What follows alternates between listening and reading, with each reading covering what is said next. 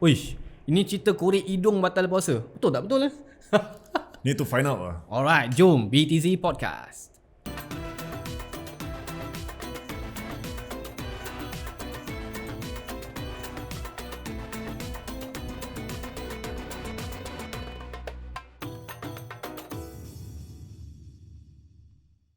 Bismillahirrahmanirrahim. Assalamualaikum warahmatullahi wabarakatuh. Selamat datang semua ke podcast BTZ bersama saya Taufik. Bye.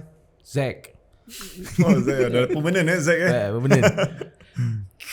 Alhamdulillah, hari ni kita nak bincang benda yang berkaitan dengan puasa. Dari segi benda pelik-pelik kita dengar orang cakap, puasa tak buat macam gini, puasa tak boleh buat macam tu. Antaranya adalah bila kecil-kecil tu lah.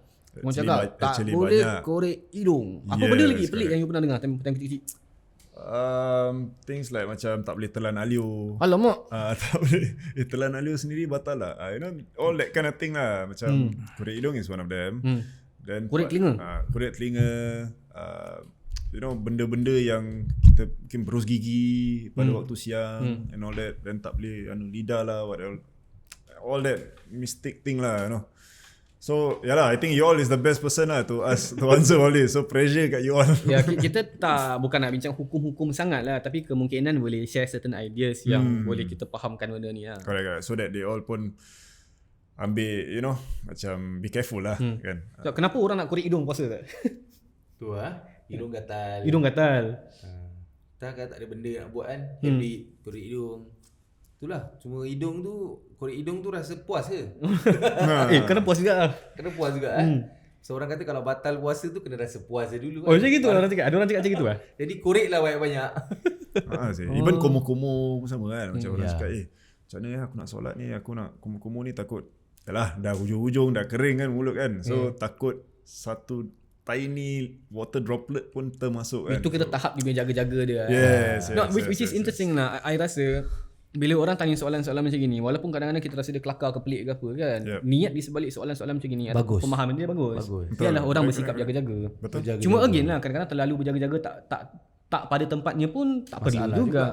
Semua benda nak was-was. Semua benda nak rasa boleh ke tak boleh ke ni, baik jangan. Jadi memberatkan juga agama kita. Betul. Macam susah sangat gitu nak puasa. Contoh kita cakap jangan masuk puasa lah, cakap pasal ihram kan.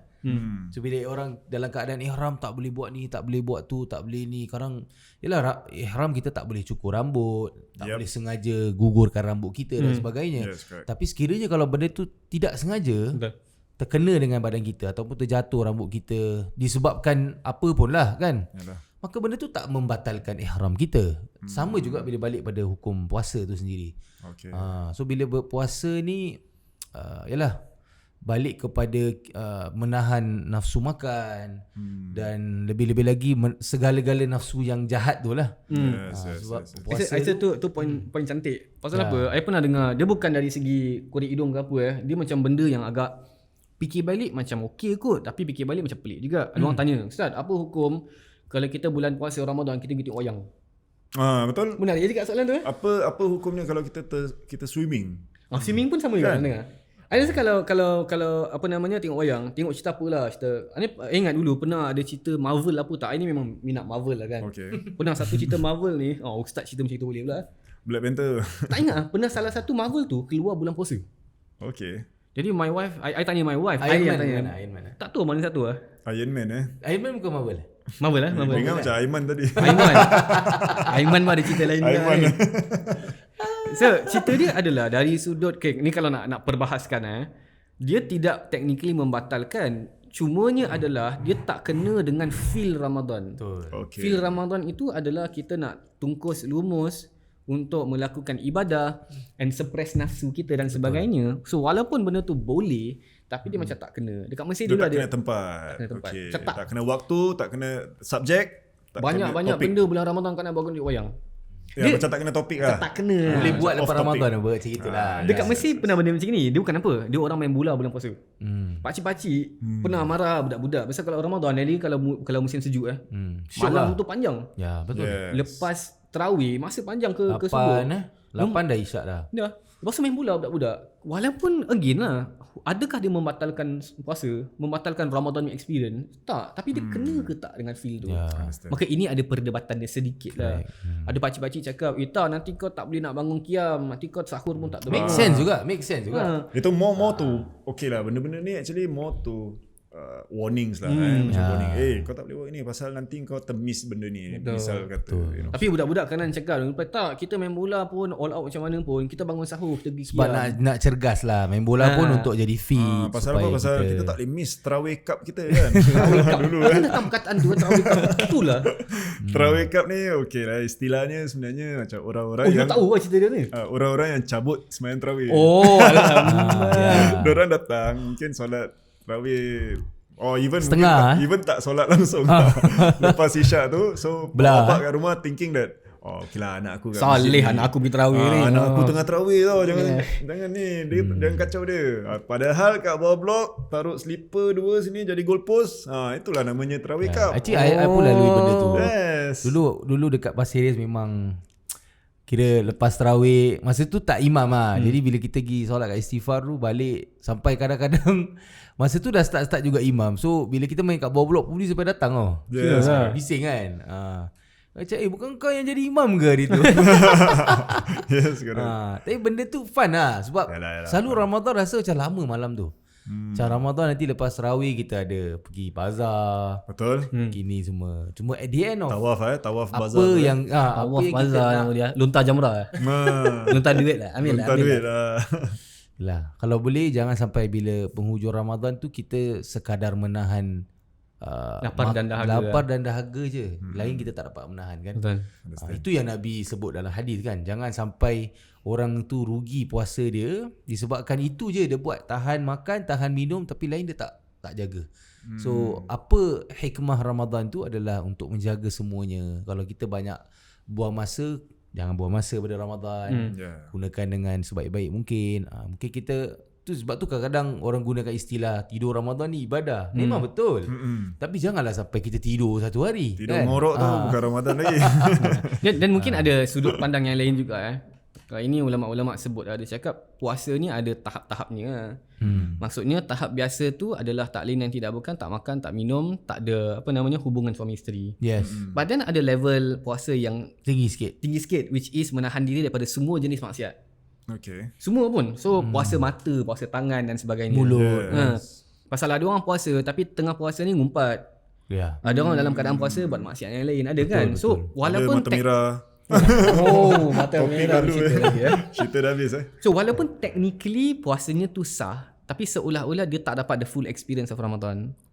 The third level pula ulama cakap, dia bukan sahaja tak makan tak minum, bukan sahaja tak buat maksiat apa-apa, tapi dia adalah an occupation of or preoccupation of time with benda-benda baik. Seorang kalau tidur kan, dia okey, antara alasan dia orang cakap, Ustaz, saya kalau tidur, at least saya terjaga daripada buat dosa. Betul. Tapi the third level of puasa adalah untuk kita buat as much good as possible. Betul. So dia bukan passive tau, dia active fasting. Understand. So ini level-level lah. For someone to actually duduk rumah, okay, Ramadan puasa yang you cakap macam aktif ataupun macam nak quality duduk rumah tak nak involved in anything, just ibadah versus someone who is active during Ramadan, puasa, ibadah juga, tapi at the same time buat benda kebaikan juga. Betul. Pun itulah maksudnya aktif kan. Correct. Okay. So inilah maksud daripada benda tu. Cuma cerita korek hidung tak settle ni. Kalau ada setengah-setengah pun macam I pernah dengar Ustaz cakap juga that apa-apa benda yang kita tak tertembus sampai ke kita punya bones gitu kan. Benda tu tak batal lah. Kalau I boleh share my perspektif kan, dia kadang-kadang beberapa kesilapan berlaku. Dia bukan silap lah, tapi maksudnya tak cukup pemahaman tu. Dikarenakan statement dulu yang agak general. Statement lama tu dia cakap apa yang masuk kepada rongga-rongga tu batal. Perkataan rongga-rongga tu rongga tu okay, apa benchmark rongga-rongga tu apa? Okay, dia macam ni. Kalau rongga-rongga ni, kalau orang putih dia either cavity ataupun orifice So whatever opening. Tak apalah. Orifice. Apa ke benda? Tak apalah. Okay, yang penting macam ni. Scientific. Dulu disebut benda tu dikarenakan itu yang dimaksudkan sebagai makan. Makan tu maksudnya apa? Letak benda dalam badan lah. Yes, correct. Cuma banyak opening mata pun ada opening. Yes. Telinga pun ada Ada opening. level dia lah sampai ke masuk lah. Exactly. Betul. Yes. Maka kalau kita nak conclude this particular matter and saya share benda ni, hopefully dia become a standard yang kita boleh gunakan untuk apa pun bila orang bincang. Inhaler ke, injection ke, pasal masuk apa. Yes, correct. Maka ulama cakap ada 4 point important to consider. The first point would be rongga-rongga yang mana. So kata para ulama 4 rongga-rongga. Pertama adalah mulut, kemudian hidung, kemudian dubur, Okay. kemudian an open wound to the abdomen. Telinga tak So telinga tak masuk. Kita akan bincang kenapa lah. Okay. Second point adalah dia barang yang kita masukkan tu apa. Okay. Maka kata para ulama dia kena 2 benda. Dia kena firstly ada a discernible body. Yang kedua adalah it nourishes. So dia ada benda yang kita nampak. Kemudian ataupun kita rasa dia ada mass. Kemudian adalah dia itu nourishing. Memberi Dia tenaga lah. tenaga ataupun kenyangkan. Wah, ini Kepuasan dah lah detail dia. habis ini. Okay, ni dua. Good, it's good. Ketiga, bila dia masuk dan dia ada body, dia masuk melalui jalan yang betul. Ketiga adalah dia affect sistem apa. So badan ni banyak sistem apa? Badan ada nervous system, ada cardiovascular system, ada darah, kemudian ada digestive system. Sistem yang ada kena-mengena ni hanyalah digestive system. Yes, betul, pasal makanan kan lalu dari Exactly. situ. Yes. So senang cakap ni, kalau kita pergi injection pun one day, tak ada kena-mengena dengan dahaga atau kelaparan kita atau enjoyment kita. Tak membatalkan. Tak membatalkan lah kan. Memang tak membatalkan. Okay. Last sekali nombor 4, dia masuk dalam badan enough time to affect the digestive system. Maksudnya apa? Ada benda yang kadang-kadang kita masukkan dalam badan kita tapi cepat dia keluar balik. Macam Coke tak boleh Coke masuk keluar balik. Tak, contohnya apa? Masuk orang masukkan kamera dalam badan. Kamera. Orang buat endoscope. Scope. Dia masuk rongga betul tak? Betul. Dia ada discernible body tak? Ada.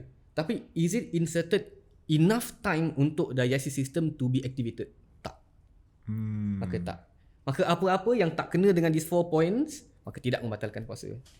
Wah, Dia ini cerita dia very macam important points is. You all But- kena tahu. So apa pun perbincangannya, look at these 4 points.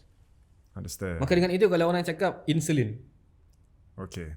nombor 1 masuk dia tak kena. Yes, masuk daripada tempat lain. Betul. And even the item bukan nourishing, dia hormon Okay. yang adjust kita punya sugar level. Okay. Maka batal ke tak? Tak batal. Kan? So kemudian orang cakap inhaler. Inhaler kena tengok inhaler apa. Pasal ada jenis-jenis inhaler kan. Ada inhaler yang dia betul-betul ubat. Dia affect digestive system. Okay. Ada inhaler tak? Ada inhaler yang dia buka the passageway. Bila ada orang ada asthmatic attack. Maka dalam keadaan macam itu, batal ke tak? Tak batal. Okay, kalau kita makan ubat. Makan ubat sirap lah. Ha? Budak-budak tu kan, budak-budak punya ubat. Makan untuk membaikkan kita punya luaran ni, bukan digestive system. Macam mana tu? nak cari can je rasa manis kan. Nak cari cas kan. Even tahu tak boleh kan. Pasal dia dah effect lah. Yalah, dia dah effect lah. Yalah. Orang tanya, "Ustaz rokok boleh tak rokok?" Oh, ini danger ni. Rokok. Tak ada orang cakap aku rokok bukan kenyang apa. But again, the point dia tak ada kena dengan kenyang tak kenyang apa. Is dah kepuasan lah. Dah ada Dia adalah entry point betul. entry point betul. Dia ada discernible body. Dia affect dari kenapa kita cakap dia affect digestive system? Sebab ada penyakit-penyakit yang bila orang isap rokok, effect perut apa? Yes, correct. Maka kena tak kena? Kena. So dengan itu kita cakap batal. Perokok-perokok luar sana jaga Batal. Tak ada alasan nak cakap tak rokok tak batal. Saya ada cakap mana punya mazhab tak. Tak ada, Tak rokok tak ada, boleh tak rokok. I pernah dengar satu benda. You pernah dengar tak? Mak-mak cakap kalau masak boleh rasa sikit. Itu okay, I tak tahu. Gimana? Apa pendapat you? Okey lah untuk rasa. Untuk rasa. Untuk rasa okey. Sebab beza you rasa dengan you makan tu. So macam even dekat negara Arab pun kalau orang buat jamuan untuk ni kan. Orang akan taste lah. Taste dengan eat lain apa. Okay, rasa besar. Kadang satu sudu besar pun rasa. Kejap Dia aku rasa. yang Kejap wajib aku rasa dulu kuah asam pedas ni. Ambil satu scoop.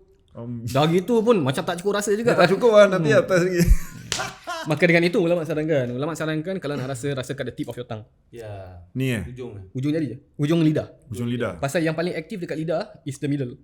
Okay. So bila ada keperluan letak kat lidah depan, kemudian spit it out. Oh, dah rasa terus buang. Buang. Itu pun ulama cakap kalau ada keperluan. Kalau rasa memang hari-hari. Wah, very fine line about all this. This Kalau hari-hari memang you masak gitu juga dia punya dia punya measurement masakan dia dah tahu apa. Dan tak payahlah. Dan tak payah rasa Dan lah. tak payahlah. Yalah. Tapi ada orang tak, ada orang ini kita nak berbaik sangka Kadang-kadang orang tak, aku nak masak the very best. Okey lah. Ataupun aku masak untuk masjid. Ada orang saran dia cakap tak lah, bila buka tu rasa kemudian season. Tapi kalau you masak bubur kat masjid ke apa ke, bila nak tunggu orang nak makan. Yes, you mesti nak kena tahu sih. Benda rasa. So kemungkinan ada legitimacy tu rasa tu lah. Cuma again lah kena bertakwa kepada Tuhan sikit lah dalam urusan tu. Yes. Whatever you punya niat, Allah tahu. Kita tengok macam tak ni. Tapi ada orang kadang tak nampak. Yelah dia buat kan. So between you dengan Allah SWT lah benda ni. You tahu whether benda tu you buat betul ataupun memang you sengaja nak makan. Correct. At the end of the day, your intention. Betul lah. Dia macam orang kumuh-kumuh. Ada orang kumuh-kumuh memang betul-betul dah tak tahan. Even zaman Nabi kita cakap apa pasal sahabat kan rasa panas. Nabi suruh cuci rambut apa kan. Nabi suruh basahkan supaya air sejuk kena kat kita, kita fresh semua gini. So macam terkena air dekat kita, at the end of the day kita nak tahan puasa tu. Memang kita try mana cara basuh lah, mandi lah, which is kadang-kadang jadi Efektif lah memang. Effective, yes, correct. Memang. so as long as you tak minum, okay lah. So mandi ke apa ke, you refresh ke sebelum tu. Cuma komo-komo tu takut niat you je. Terkomo-komo sekali termasuk. Tak tanpa sengaja okey, tapi kalau dah terbiasa benda tu dah jadi satu benda yang tak apalah, tak sengaja, tapi banyak tu masuk. Yalah. Asyik tak sengaja je kan. Sengaja kan. Tak sengaja kau 1 liter. Kenyang Ada satu hadis menarik. Nabi pernah sebut mengenai fadilat orang yang berpuasa kan. Kata Nabi sebut pasal perkataan khaluf. Bau mulut orang yang berpuasa itu wangi di sisi Tuhan. Cuma perkataan khaluf tu menarik. Perkataan khaluf tu adalah bau mulut pada waktu petang. Berarti bahasa Arab ni, bau mulut siang lain perkataan, bau mulut tengah hari lain lah. Kelakar kan? Maka dengan itu dalam mazhab Imam Syafi'i, di antara pendapatnya adalah kalau nak berus gigi ni ataupun komo-komo, pada siang tu okey.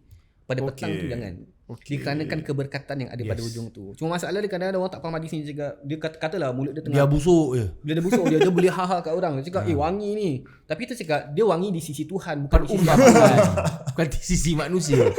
Di sisi manusia memang minta kena sepak. Betul. Aku tengah puasa, kau trip aku punya line.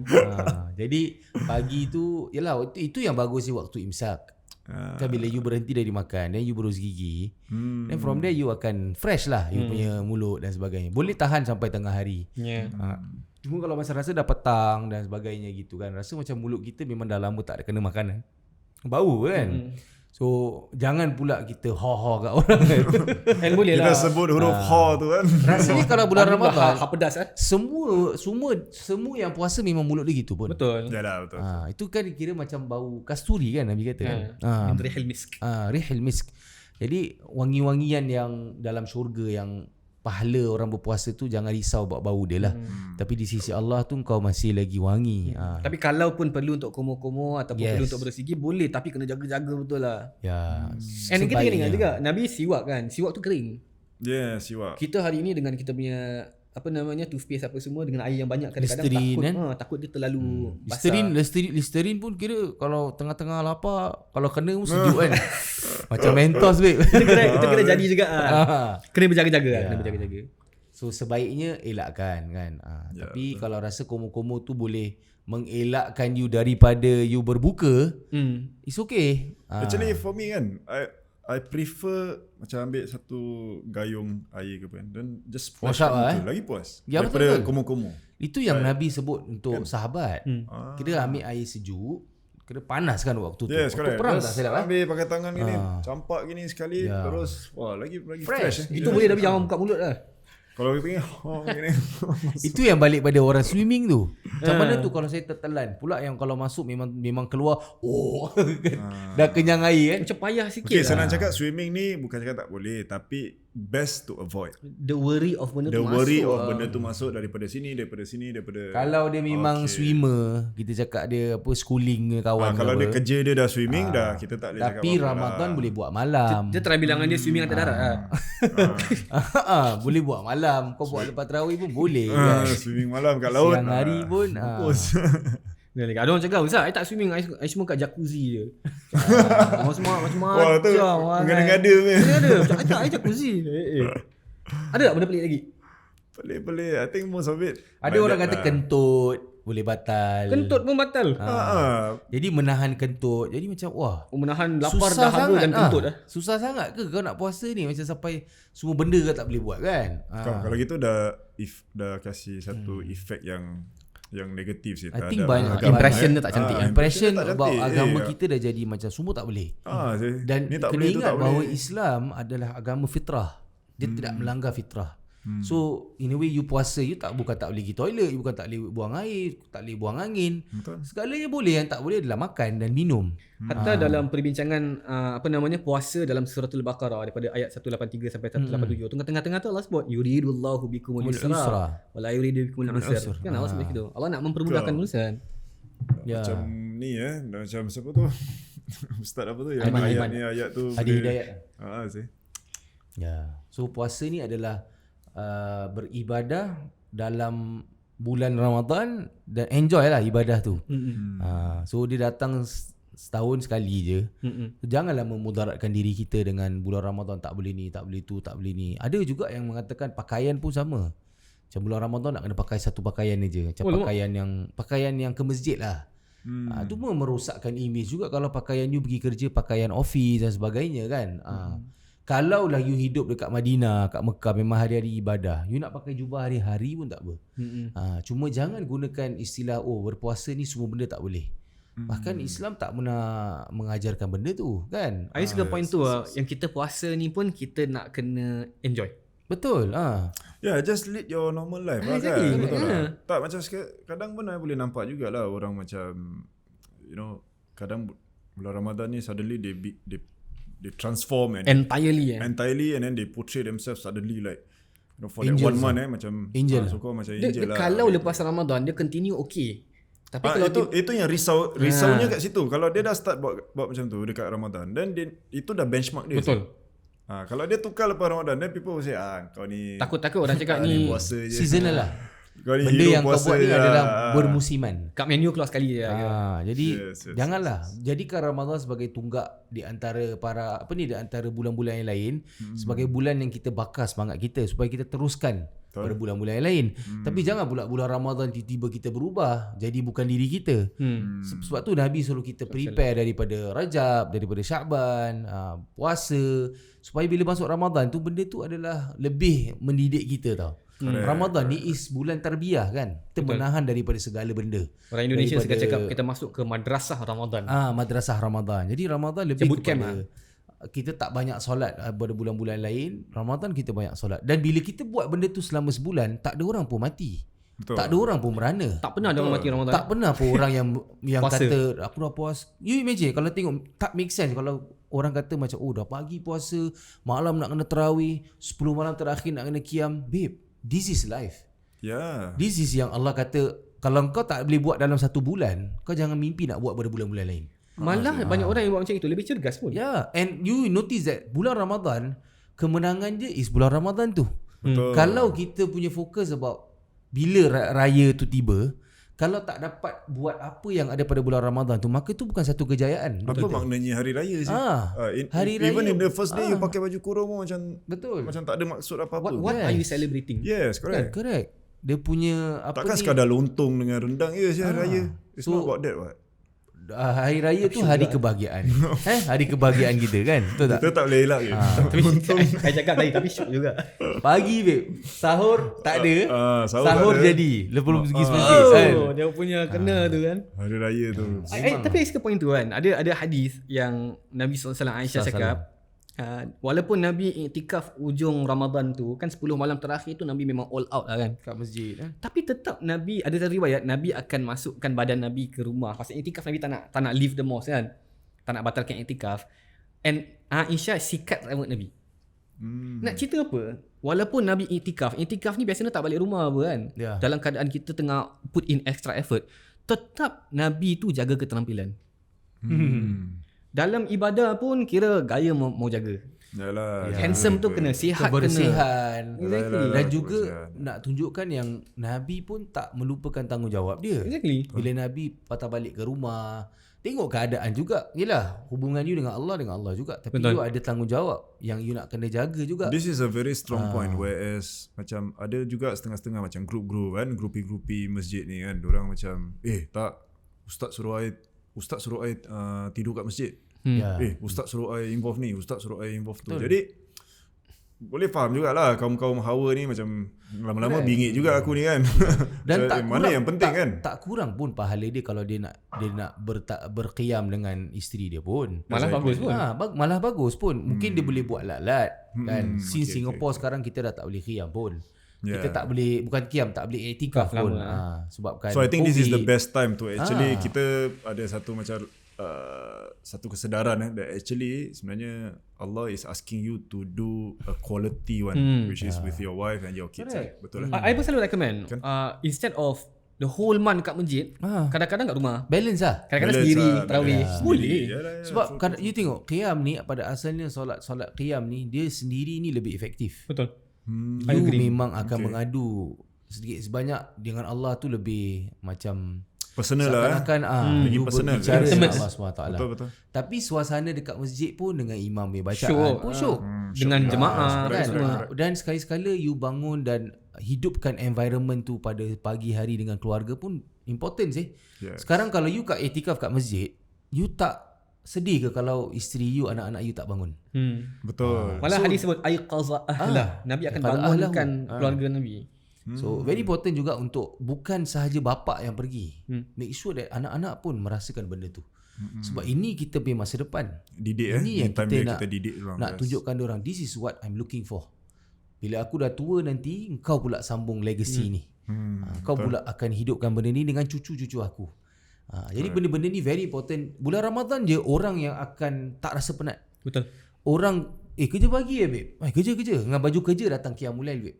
Yeah. This is the spirit yang mulia, kita nak. insyaAllah. Mulia. Dan kebanyakan survive pun tak ada sakit, tak ada apa. Cergas pun. And they are more fitter than the rest of the month dalam bulan-bulan tu. Cakap pasal pass our knowledge to anak-anak ni. This is where datangnya bila kita cerita bila kita orang meninggal ni kan, ada 3 benda yang stay on kan.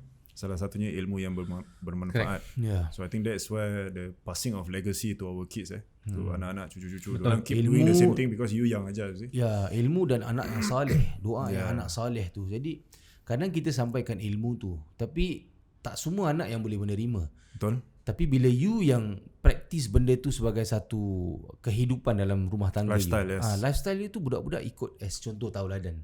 Exactly. Itu yang Nabi SAW terkenal dengan uswatun hasanah. Contoh tauladan yang paling baik. Uswatul. Uswatun hasanah. Allah sebut dalam Quran, laqad kana lakum fi rasulillahi uswatun hasanah.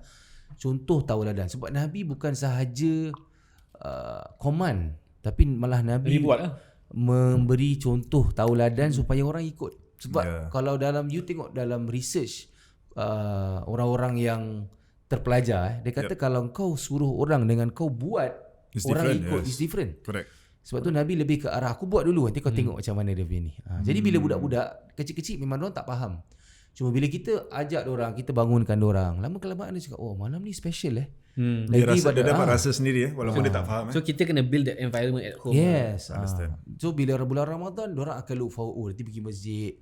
This is one of the nights yang makan. Allah janjikan. Betul. Ada Lailatul Qadar. Bila tu Lailatul Qadar? And happy kan budak-budak pun. Kan? Jadi orang associate benda Lailatul Qadar ni kan macam benda fantasy kan. Orang macam Yes, correct. bila tu yang Allah akan turun, bila tu yang malam ni seakan-akan macam 1000 bulan kan. So 27 ke, 21 ke, 21, 23, 25. Kita kejar every day. Alhamdulillah, could be hari ni, could be besok, could be hari-hari pun Lailatul Qadar. Yes, betul. Betul. So Allah nak tunjukkan pada kita yang sebagai orang yang membawa agama Allah ni, kita lebih pada menghidupkan suasana ni pada bulan Ramadan supaya bulan-bulan lain benda tu jadi satu benda yang biasa. Oh, ni pun boleh jadi perbincangan nanti. Macam apa tanda-tanda Lailatul Qadar ni? Betul. Oh, ada macam-macam. orang pun macam ada orang tanya, Lailatul Qadar ni dia malam ke atau siang Betul juga. Betul tak? Jadi dorang tengah calculate ni whether aku should do good things during the night or during the day. Betul. Kan? Oh, ini Nak nampakkan dia special, sebab tu memang Nabi pun tak sebut, cuma Nabi kasih hint. Malam-malam ganjil. Sebab kalau Nabi sebut satu hari, you akan nampak orang tu kat hari tu je. Dia buat Lain beramal. semua Betul. Lain hari mah dia buat Lain bodoh. hari. dia bukan dia Lailatul Bazar lah. Lailatul Bazar lain. Itu 100 minimum mau keluar tu. 100 200 tu minimum. Jadi ada pandangan yang go for the first 10 nights. First 10 night. First 10 lah. Kira macam 21, 23. Ada yang believe 27 je. Ya, betul. Ada yang kata ambil semua lah. Kan? Yalah, Jadi why kalau not you buat semua why je not kan? Kalau buat semua confirm dapat apa? Kau dapat apa? Kalau you buat semua, kalau Allah letak setiap hari tu malam Lailatul Qadar, Dapat semua. Wish. is Bonus lah. Bonus besar sih. dan dengan pengetahuan kita yang Allah SWT tu Tuhan yang betul-betul pengasih, penyayang, tak mustahil pun Allah kasih setiap hari benda tu. Betul. Dia decide everything apa. Ya, cuma nak tunjukkan kemudahan. Allah nak tidak membebani kita. Allah kata pada 10 malam jangan lepaskan peluang. Ada di antara malam-malam itu malam yang aku berikan pahala sebanyak 1000 bulan. Pilih di antara malam-malam tu. Kalau ambil semua maka confirm kita dapat. What a strong word Lailatul Qadar. Ya. Ni kita bincang nanti lah. Nanti dia punya nanti surah-surah dia kan. Kan? dah Nanti kita buat bincang Fatihah Inna kan. anzalnahu fi Lailatul Qadar pun cantik juga. Cina. Naam. Tamam. Tamam. Kita bincang benda ni rasa semangat Ramadan. Ini betul-betul kalau kita keluar video ni silap-silap tengah puasa ataupun besok puasa. Ya. Tak ingat lagi which one. Okay, insyaAllah. Maybe malam Lailatul Qadar ke 10 malam ke. Oh lama. Betul. Alright, for now we are good. Terima kasih semua rekan-rekan sudi mendengar. Siapa yang belum subscribe dekat YouTube, please do subscribe. Kat Instagram ke, kat Facebook ke, please. Oh ya, cakap pasal subscribe. Ya lah, please. Alright. Apa pula kadang nak tahu. Free je babe. Free, tak ada bayaran. Tak ada bayaran. Alhamdulillah. Suka je buat. Okay best. And with that, we'll see you guys in the next one. Assalamualaikum warahmatullahi